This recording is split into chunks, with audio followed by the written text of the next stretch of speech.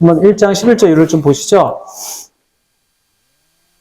한번 11절만 읽겠습니다. 이르되 네가 보는 것을 두루마리에 써서 에베소, 서머나, 버가모, 두아디라, 사대, 빌라델비아, 라오디게아 등 7 교회에 보내라 하시기로.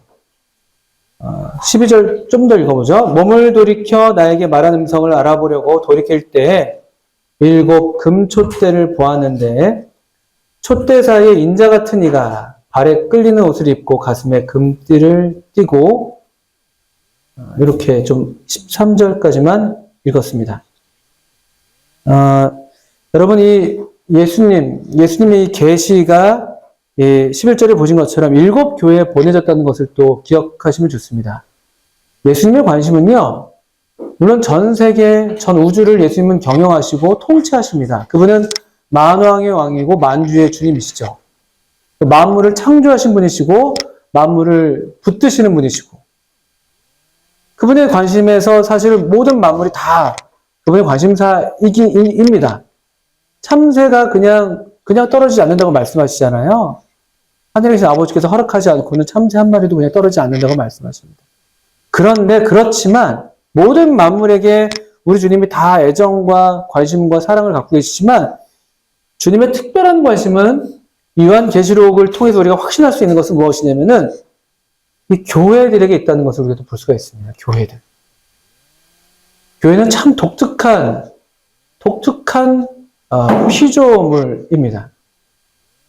하나님께서 만드신 기관이 딱 2가지밖에 없습니다. 하나님은 다른 조직은 만들지 않으셨어요. 딱 2가지를 만드셨는데 그것이 가정과 교회인 것이죠. 가정과 교회. 창세기 1장에서 하나님께서 만드신 그 가정은 그대로 영원한 가정 또는 영원한 결혼을 나타내는 그 어린 양의 신부, 그 교회를 가리키고 있는 그런 아름다운 예표이고 상징이기도 한 것입니다. 그래서 참 놀랍게, 참 신비하게 하나님은 교회에게 지극한 관심을 갖고 계세요. 그래서 우리가 예수 그리스도 이름으로 모이는 이 교회를 어떻게 바라보냐는 그대로 우리 주님의 어떤 마음에, 우리가 어떤 마음과 어떤 지금 그 상태에 있는지를 보여주는 척도가 돼요. 아까 비슷한 게 그 형제애, 공동체의식, 교회의 어떤 신앙 안에서의 공동체의식이 바로 그것인데요. 교회를 사랑하지 않으면서 하나님을 사랑한다? 그게 있을 수가 없습니다. 여러분이 우리가 교회를 대하는 태도가, 그 마음이 그대로 주님을 대하는 마음과 태도랑 같다고 보셔도 돼요. 왜냐하면 주님은 교회에 지극한 관심을 갖고 계신 것을 보게 되고, 또 사도행 20장 28절 같은 데서 보시면 하나님이 피로 사신 교회를 치게 하셨다, 이런 말씀이 있죠. 에베소 감독들을, 장로들을 불러서 사도 바울이 고별사를 하면서, 여러분 교회가 그냥 보통 교회가 아닙니다. 그냥 보통 사람들의 그냥 모임이 아니에요. 우리 지금 여기 함께 모여있는 이 모임이, 강릉 영동교회가, 또 여러분 속해 있는 지역교회가 보통 그냥 동네 그냥 친한 사람들끼리 모여가지고, 옛날부터 알던 사람끼리 모여가지고 주일에 한 번씩 그냥 모여가지고 밥 좀 먹고 좀 이렇게 서로 안부를 묻고 기분 좋으면 운동도 좀 하고 소풍도 가고, 그런 게 아니에요. 그런 수준이 아니라는 것이에요. 그냥 인간적인 어떤 그런 수준이 아니라 아주 신성한, 아주 하나님의 어떤 그 신령한 어떤 생명 그 자체를 담아내고 있는 독특한 어떤 공동체라는 것을 꼭 믿으시기를 바랍니다. 주님은 요한을 감동하셔서 이제 이 계시를 보여주시는데, 너 잘 보고 잘 누려라, 이게 아니라 이거를 써라, 또 교회에 보내라, 이렇게 말씀하시는 것이죠. 이 계시의 목적이 교회를 향하고 있다는 것을 명심하십시오. 이것이 이제 우리 1장 11절에서 볼 수 있는, 또 그래서 2장과 3장에 이어지는 교회에 대한 말씀이, 그래서 개별 교회에 대한 말씀이 여기에 배경을 두고 있는 것이에요. 사실은 흥미로운 게, 여러분 요한계시록 전체 우리 그 장 구분이 나중에 됐다 하지만 22장까지의 그 전체 장에서 교회를 향한 메시지가 2장과 3장 무려 2장이나 되고 있어요. 분량만 따지고 보면요. 22장 중에 2장이면 2장이면 한 10분의 1 좀 못 미치는 것이잖아요. 숫자 약하지만. 근데 여러분은 천년왕국 같은 경우 그 천년왕국 21장에 나오던가요? 20장 끝부분인가요? 20장이 좀 나오는군요. 20장, 그쵸. 20장이 좀 나오는데요. 한 장 채 안 돼요. 천년왕국도 아주 소중한 진리이지만, 뭐 이게 꼭 다 그렇다, 이것이다라고 말하기 좀 어렵지만, 그런데 이 계시의 대상, 이 편지를 받는 대상들이 교회이고, 또 교회들을 향한 메시지가 이 상당한 이 22장 분량 중에서 적지 않은 분량을 차지하고 있다는 것도 우리가 볼만한 부분입니다. 그리고 결국 이 교회에 대한 메시지를 위해서 어쩌면 이 편지를 주신 것이라고 우리가 볼 수도 있습니다. 그런 면에서 이제 우리가 보게 될 2장과 3장도 우리가 아주 관심을 갖고 주목해야 될 그런 부분이 될 텐데요. 먼저 이 말씀을 하신 분에 대해서 1장 12절 이후에 이 음성이 들려서 너가 본 것을 두루마리에 써서 7 교회 보내라 라는 음성을 누가 한 것인지 알아보려고 이 사도 요한이 돌이켜서 봤습니다. 12절이죠.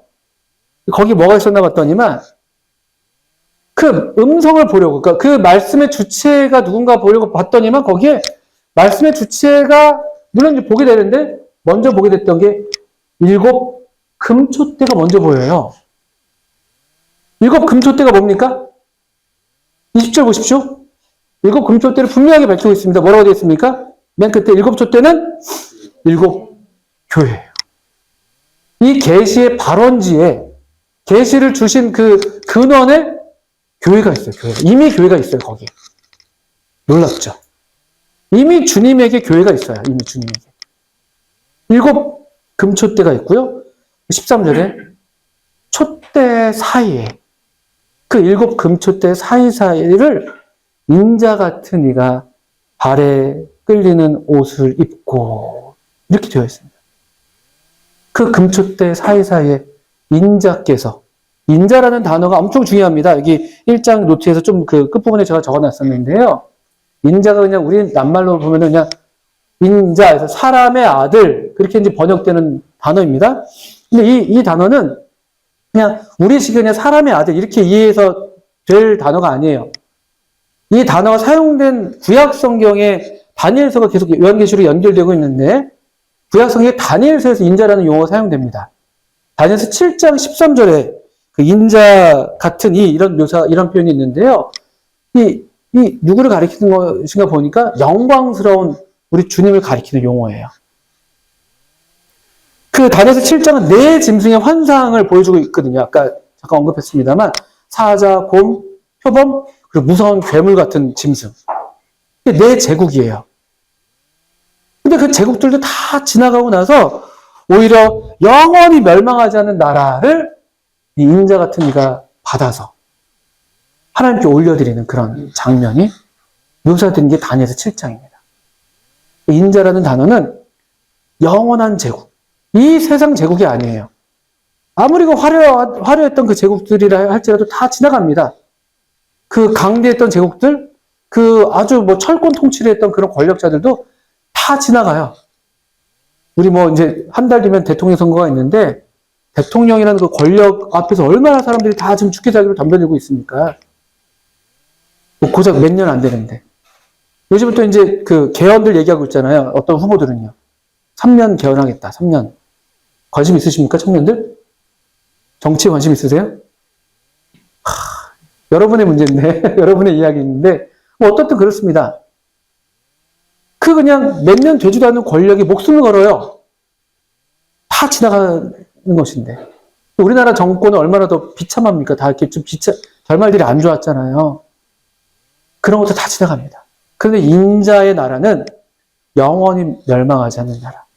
또 다니엘서 10장에서도 이 인자에 대한 묘사가 또 좀 더 추가적으로 나오는데, 이 요한계시록의 묘사랑 거의 일치하는 그런 묘사예요. 그냥 단순한 사람의 아들이 아니라 인자 같은 일을 본다는 것은 여기 로마 제국이 내가 우리 로마 제국에 살고 있지만 진짜 통치자를 보는 것입니다. 그래서 13절 이후에 나오는 이 묘사들은 이 인간의 언어를 표현이 안 돼요. 그래서 여러분 보시면 14절 이후에 보시면 그의 머리와 털의 이기가 흰 양털 같고 눈 같으며 그의 눈은 불꽃 같고 그의 발은 푸른 뿔에 달려나 빛난 주석 같고 그의 음성은 많은 물소리와 같으며 어떤 말들이 지금 반복되는지 아십니까? 같고 같으며 이게 무슨 말입니까? 그것이다라고 말할 수 있는 게 없어요. 우리 인간 경험에서 그의 머리에 털에 이기는 흰 양털이야 이렇게 말할 수 그 시기를 표현할 수 있는 게 없는 거예요. 우리 언어를 초월하는 우리의 어떤 경험을 초월하는 대단한 어떤 정말 영광과 권력을 쥐고 계신 한 존재를 묘사하고 있는 거예요. 그러니까 이 영광스러운 주님의 모습 앞에서 1장 17절에 주님께서 이렇게 말씀하시죠. 내가 볼 때 그의 발 앞에 엎드려져 죽은 자 같이 되매 그가 오른손을 내게 얻고 이르시되 두려워하지 말라. 나는 뭐라고 되어 있습니까? 1장 17절 끝부분에 나는 처음이요 마지막이니 곧 살아있는 자라. 내가 전에 죽었었노라. 볼지어다 이제 세세토록 살아있어 사망과 음부의 열쇠를 가졌노니. 나는 처음이요 마지막이다. 이분의 나라는 우리 주님의 통치는 대대로 무궁하다는 말씀이세요. 모든 제국들이 시작이 있었고 끝이 있었잖아요.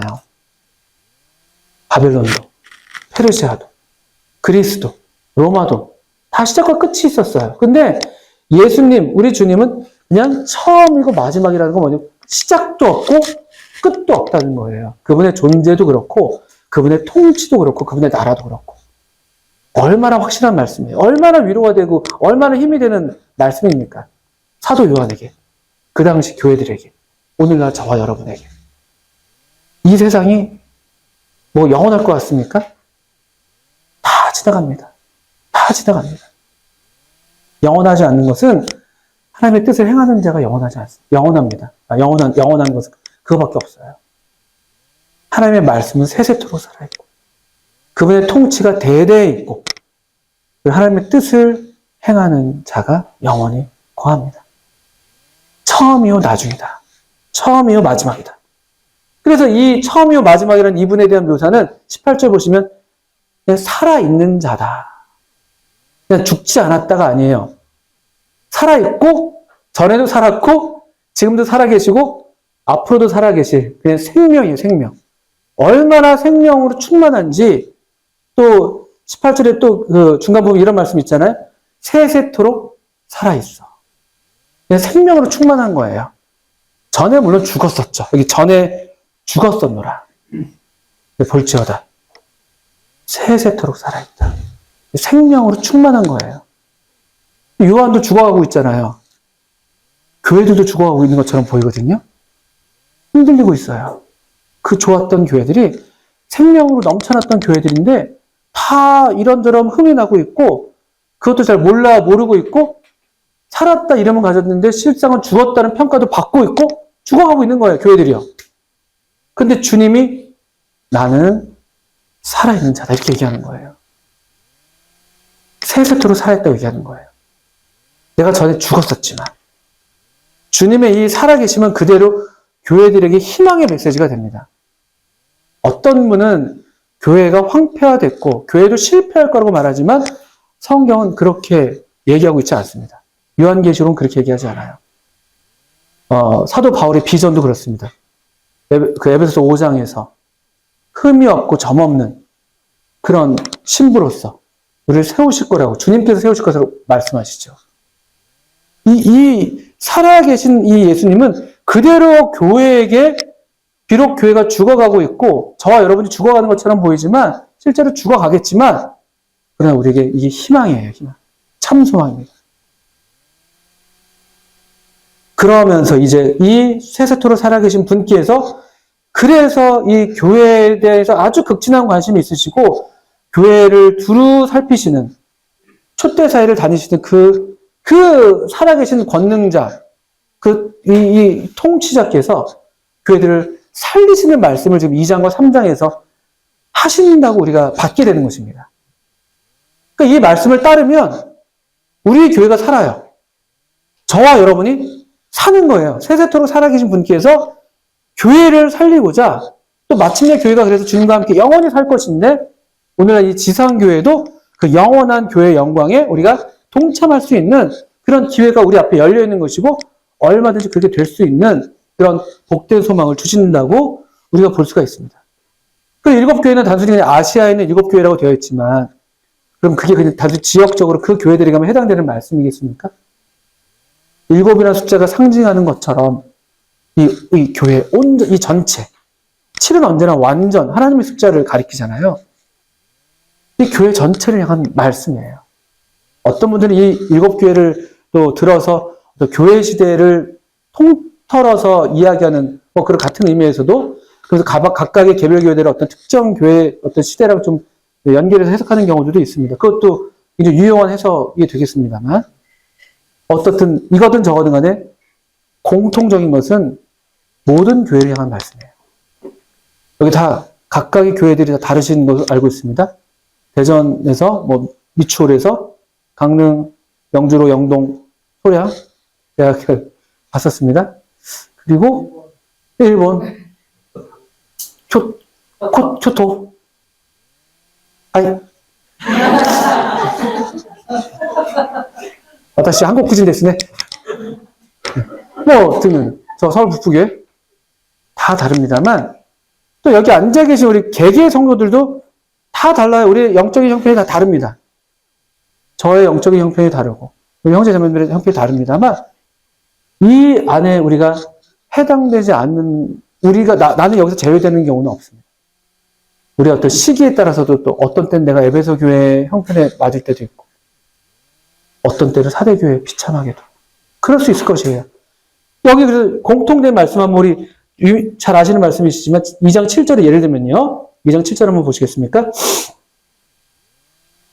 에베소 교회를 향한 말씀에서 2장 7절을 먼저 보시면 이 말씀들이 반복되기 때문에 그렇습니다. 귀 있는 자는 성령이 교회들에게 하시는 말씀을 들을지어다. 귀가 다 있죠, 물론. 여기 귀 없는 분들이 안 계시죠. 우리 닭계시 형제님도 귀를 지금, 귀 저한테 보여주고 계셨습니다. 나 귀 있다고.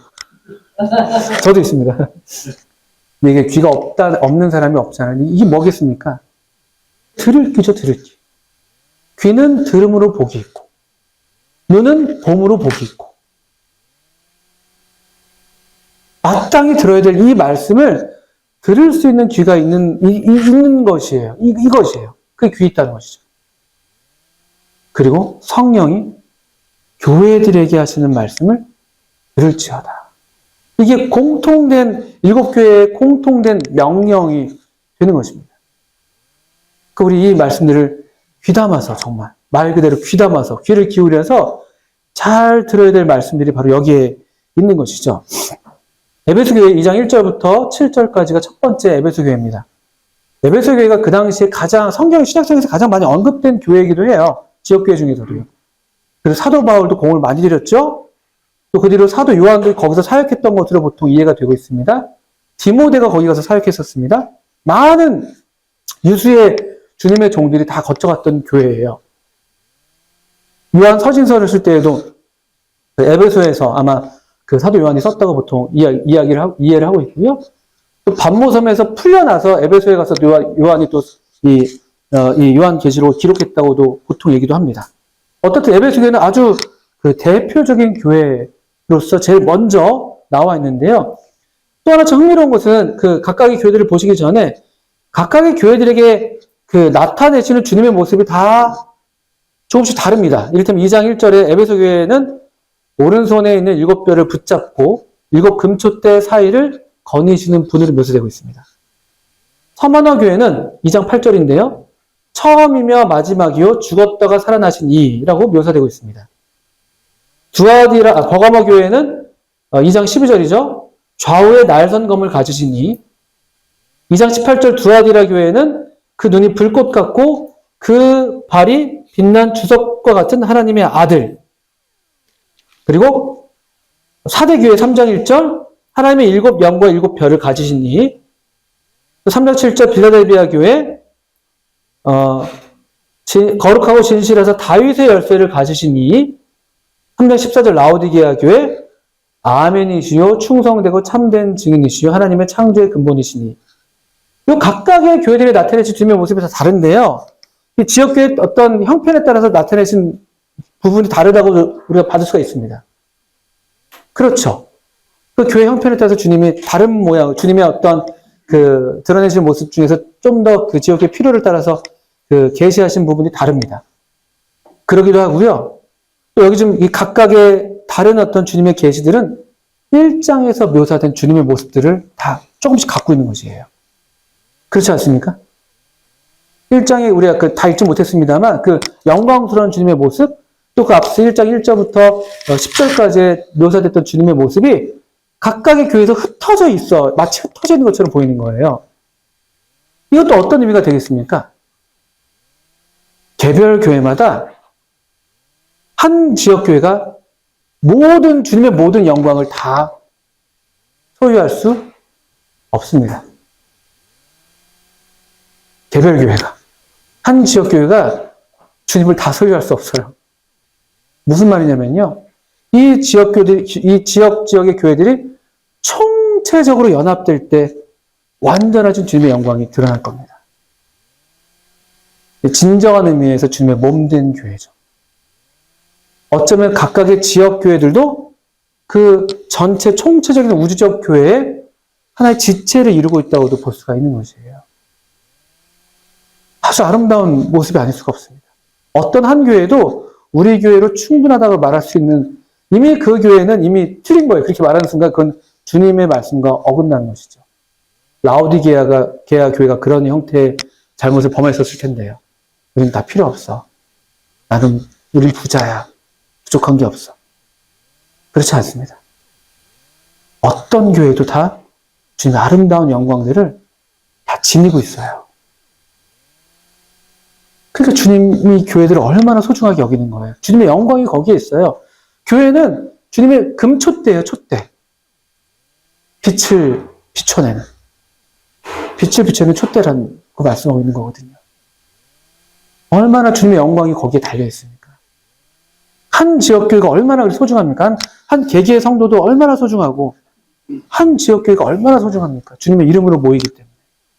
주님의 영광이 거기에 온전하지 않다 할지라도 다 얼마간 지니고 있어요. 주님은 그렇게 지역교회 자신을 나타내십니다. 주님의 이름과 영광을 위해서. 주님 자신의 이름과 영광을 위해서 주님이 지역교회를 붙들고 계세요. 주님 자신의 이름과 영광을 위해서 지역교회를 거니십니다.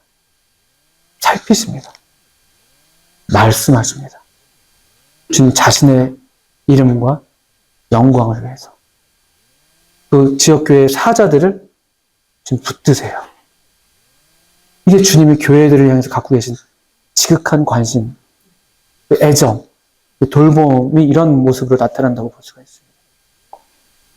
에베소 교회는 대부분의 교회들이 칭찬과 책망을 다 같이 받고 있는데 에베소 교회의 가장 큰 책망은 우리가 잘 아시는 것처럼 다 적을 수가 없어서 처음 사랑을 버렸습니다.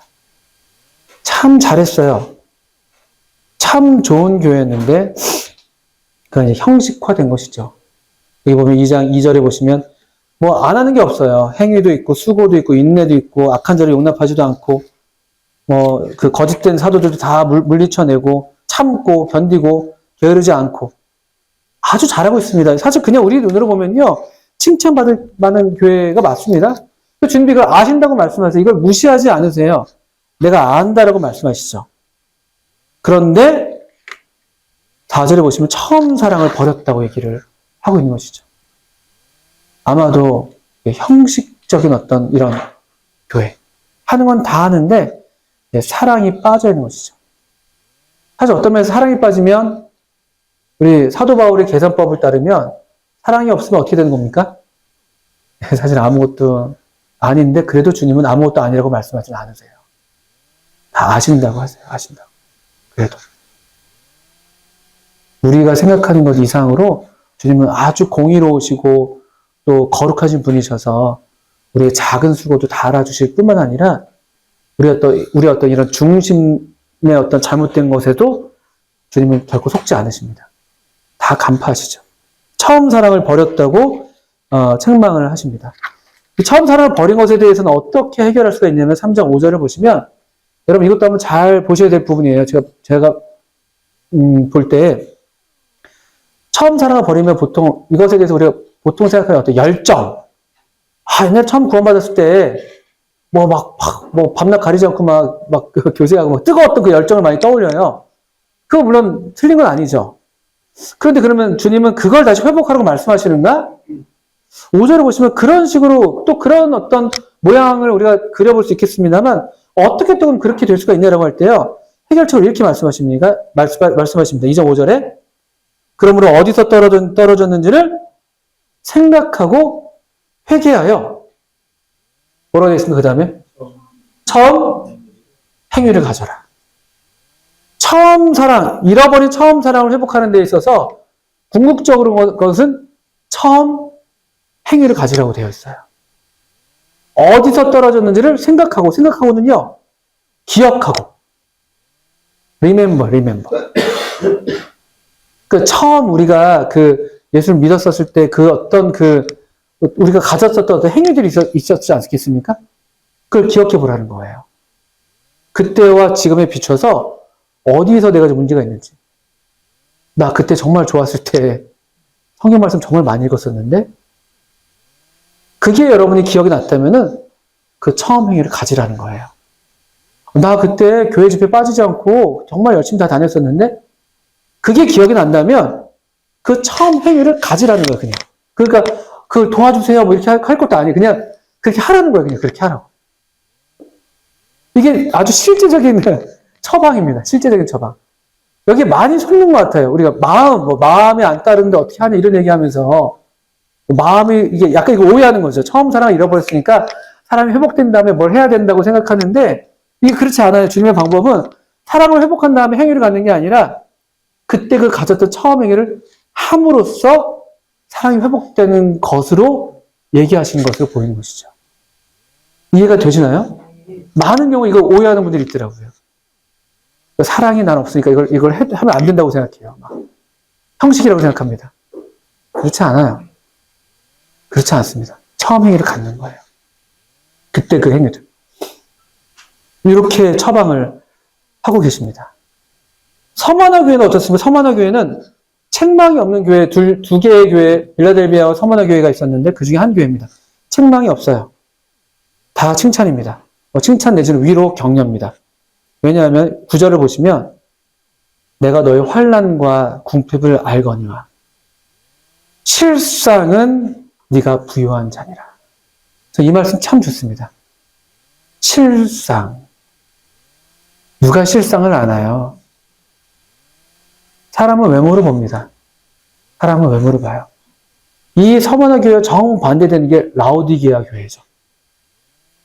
자기들은 부유한 자고 부족한 게 없다고 얘기했지만 그 단어가 실상이라는 단어는 없지만 사실은 너는 가난하다. 너는 벌거벗었다.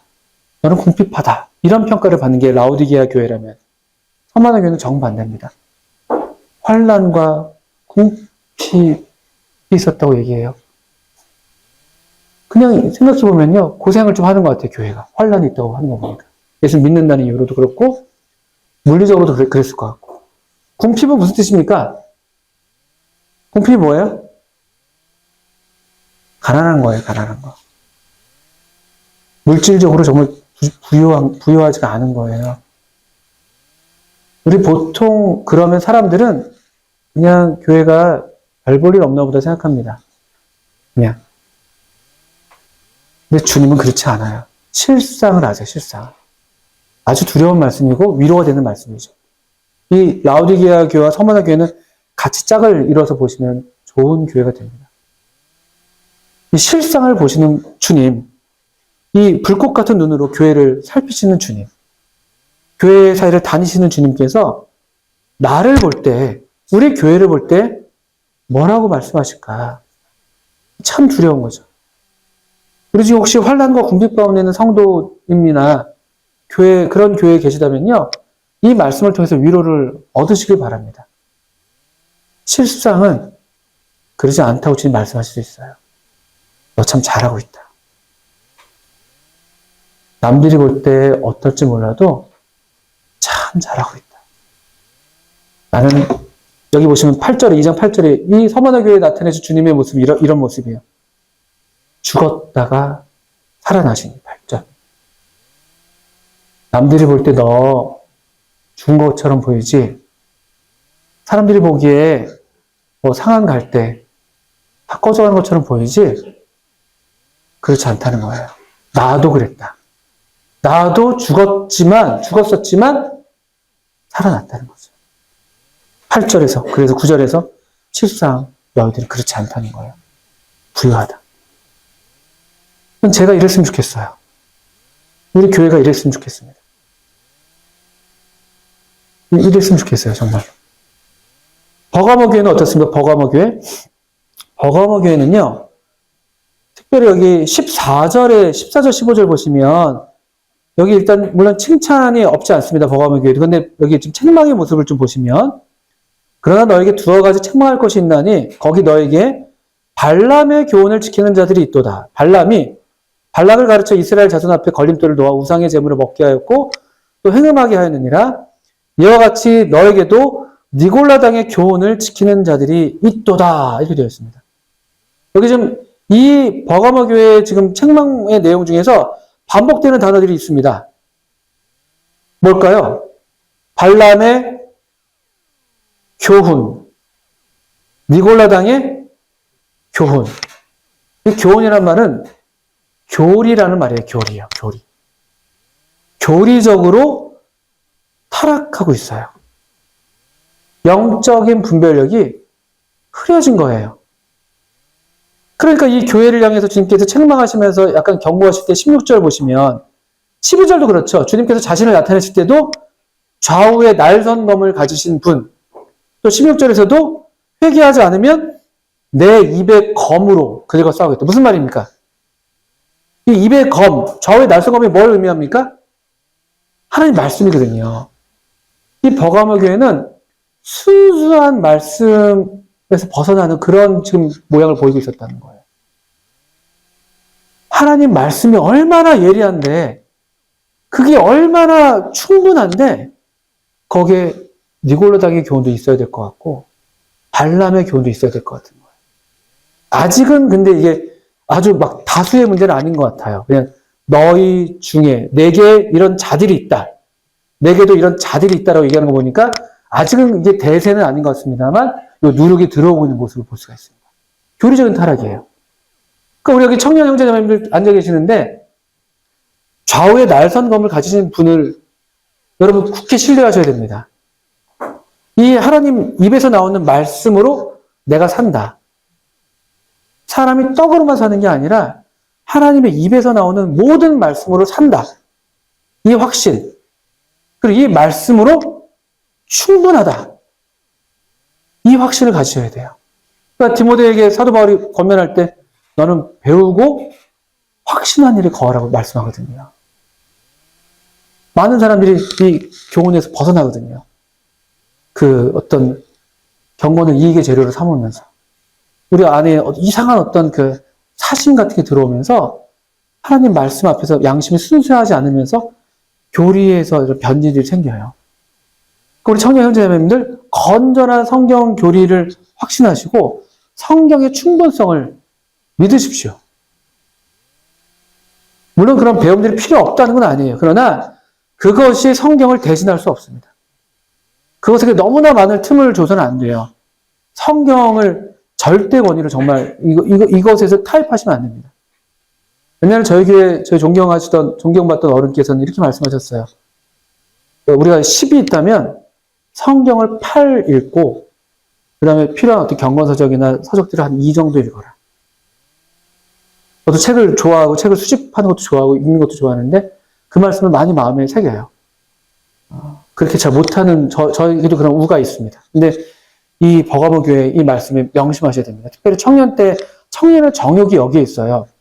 디모데후서 2장 22절에 청년의 정욕을 피하라고 할 때 우리가 또 육신적인 어떤 그런 뭐 성적인 그런 것들을 많이 얘기하는데 그것도 물론 포함할 수 있겠지만 그 문맥에서는 막 변론하고 막 또 변론에서 이기고 싶은 뭐 그런 어떤 심령 그런 것들이 청년의 정욕이에요. 괜히 막 그 더 아는 것 같이 내가 얘기하고 싶고 막. 그게 청년의 정욕이에요. 그걸 피하라는 거예요. 그리고 깨끗한 마음으로 주님을 부르는 자들과 그냥 함께 하는 거예요. 깨끗한 마음으로. 이 버가모 교회에게 주시는 말씀이 아주 중요한 말씀입니다. 두아디아 교회는 어떻습니까? 여기 이제 버가모 교회에서 한 걸음 더 나갔는데요. 이 책망을 보시면 20절 보십시오. 그러나 너에게 책망할 일이 있노라. 자칭 선지자라는 여자 이세벨을 네가 용납하면이 그가 내 종들을 가르쳐 꿰어 행음하게 하고 우상의 제물을 먹게 하는도다. 이게 지금 버가모 교회랑 어떤 차이가 있는지 아시겠습니까?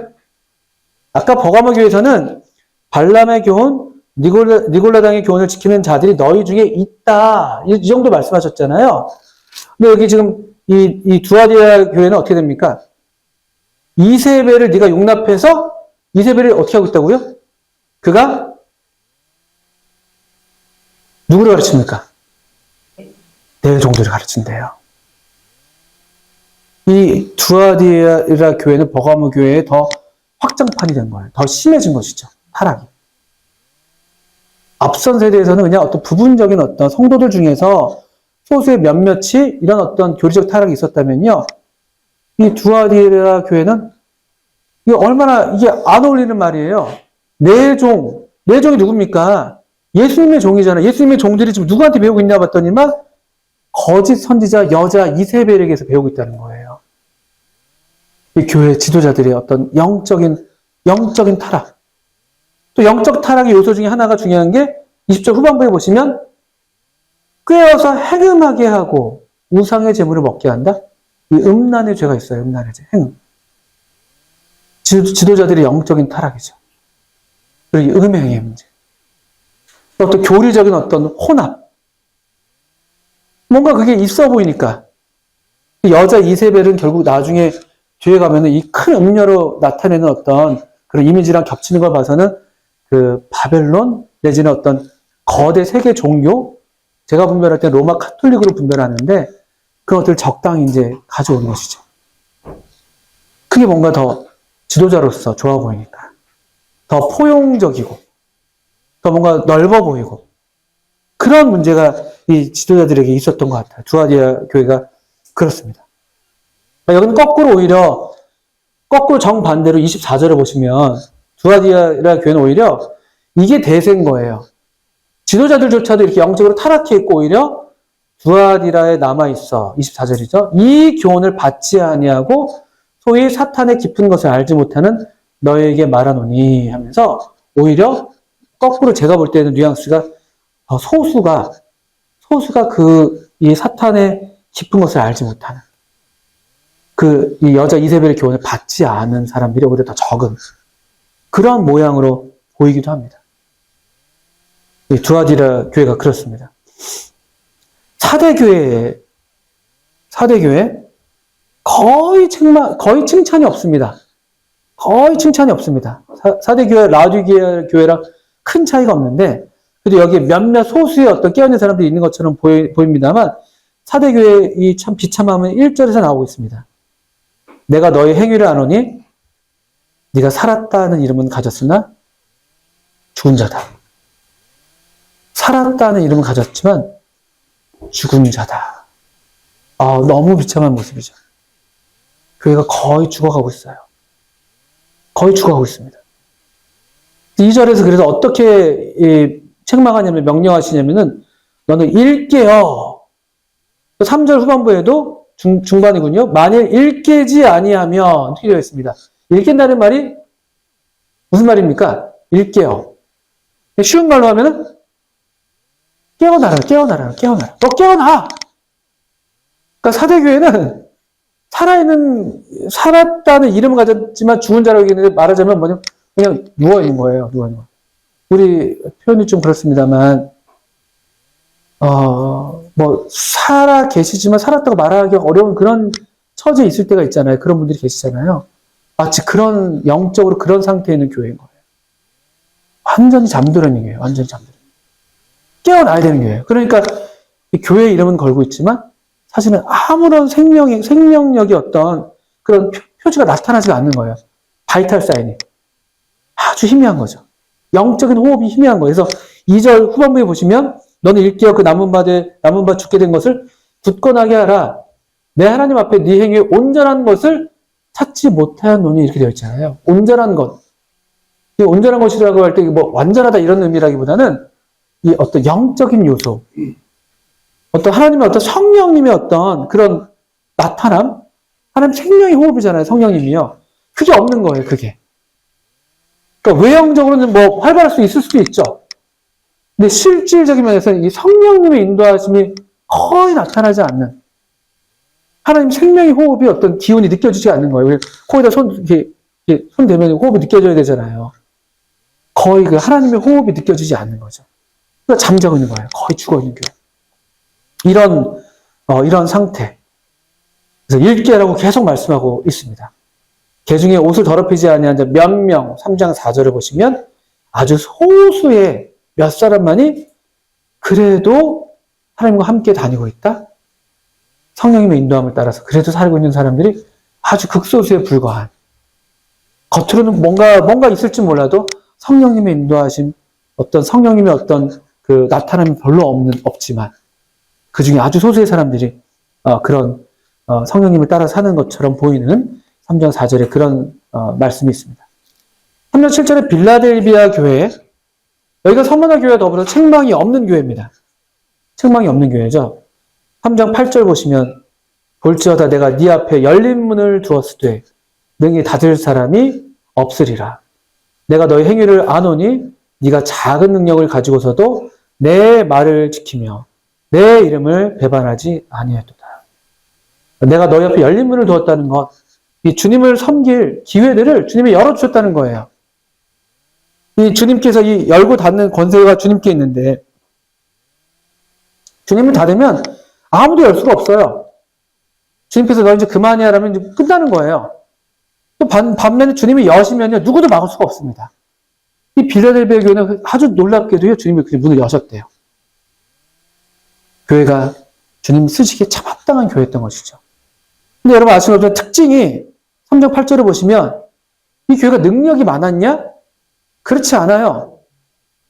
작은 능력이에요. 작은 능력. 전 강릉 영동교회가 이와 같은 교회가 될 줄 믿습니다. 정말이에요. 제가 뭐 작다고 그렇게 말씀드리는 건 아닙니다만 우리가 볼 때는 어떨지 모르겠지만 충분합니다. 이 사경에 이제 사생활 때 좀 놀라기도 했었어요. 어떤 면에서 보면요. 어떻게 이런 생각을 하시지? 부끄러워요, 제가요. 그래서 그런 마음 좀 있어요. 제가 저를 볼 때. 기회의 문을 주님이 여세요. 근데 주님이 닫으시면요.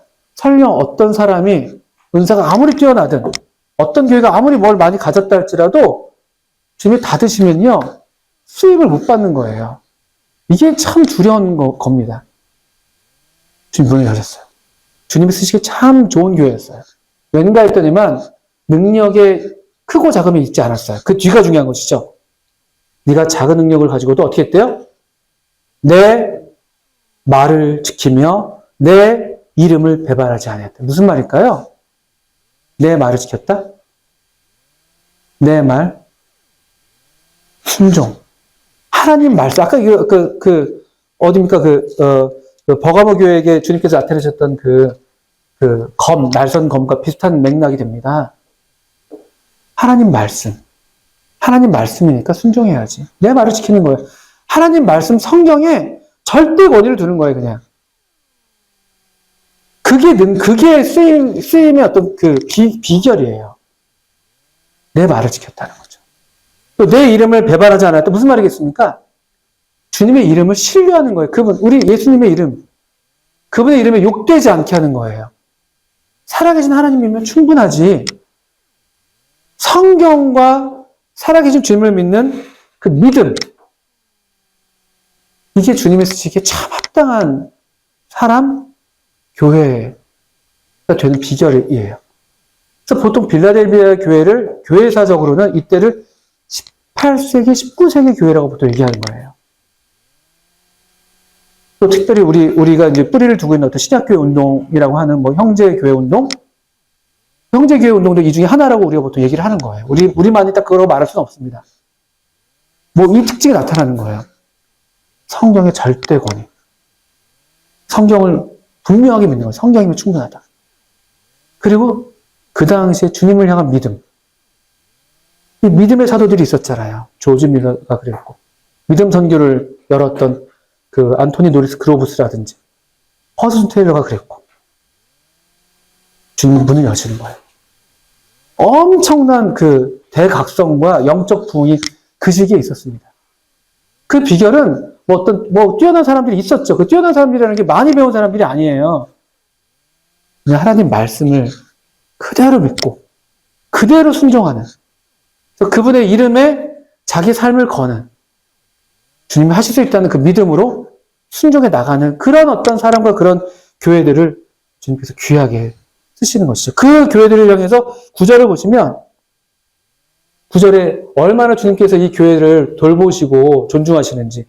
보라, 사탄의 회당 곧 자칭 유대인이라 하나 그렇지 아니하고 거짓말하는 자들 중에서 며칠 내게 주어 그들로 와서 네 발 앞에 절하게 하고 내가 너를 사랑하는 줄을 알게 하리라. 얼마나 좋은 말씀입니까? 내가 너를 사랑하는 줄 알게 한다. 우리가 주님을 얼마나 사랑하는 것도 중요하죠. 우리가 주님을 얼마나 사랑하는 것도 중요한데, 주님이 거꾸로 내가 너를 얼마나 사랑하는지 내가 인정해줘. 얼마나 복된 교회입니까? 얼마나 사모가 되는 이 복인지 몰라요. 이게 빌라델비아 교회입니다. 책망이 없습니다. 마지막 교회, 라오디게아 교회, 이게 아까 우리 그 서머나 교회와 정반대죠. 이 라오디게아 교회는 아주 부유했지만 실상은 가난한 교회였습니다. 3장 17절. 나는 부자라 부유하여 부족한 것이 없다 하나 이 곤고한 것과 가련한 것과 가난한 것과 눈먼 것과 벌거벗은 것을 알지 못하는도다.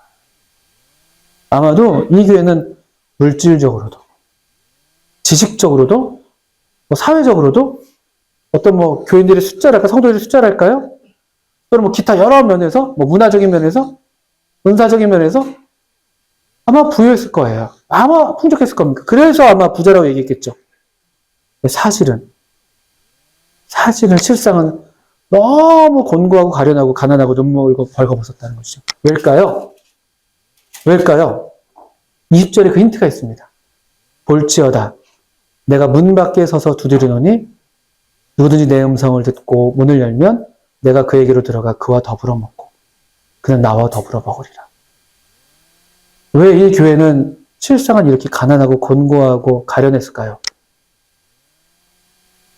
교회에 주님이 안 계셨어요. 아무리 많이 갖고 많이 있다 해도 주님이 없으면 아무것도 없는 것입니다. 무슨 찬송 가사 중에 나는 없어도 당신이 곁에 있으면 나는 언제나 있습니다. 이런 찬송 가사 있잖아요. 옛날 찬송입니다. 2000년대 이후생들은 모를 수도 있습니다. 자매님 아시나요? 그 찬송 아세요? 나는 없어도 당신이 곁에 있으면 나는 언제나 있습니다. 모르시잖아요. 요즘 되게 좋아하시네요. 그죠? 아시잖아요. 그죠? 그런 거거든요. 모든 걸 다 가져도 주님이 없으면 아무것도 없는 거예요. 근데 아무것도 없어 보이지만 거기 주님이 계시면 다 있는 거예요. 이걸 우리가 몰라요. 이 계산법이 없어요, 우리한테. 눈이 어두운 거예요, 이 눈이. 오늘날 우리 교회, 우리들의 문제가 여기 있는 것이죠. 여기는 사실 어떻게 보면 빌라델비아 교회는 주님이 열린 문을 두셨다면요. 라오디게아 교회는 주님은 문을 열고 싶은데 교회가 문을 걸어 닫고 있는 것이죠.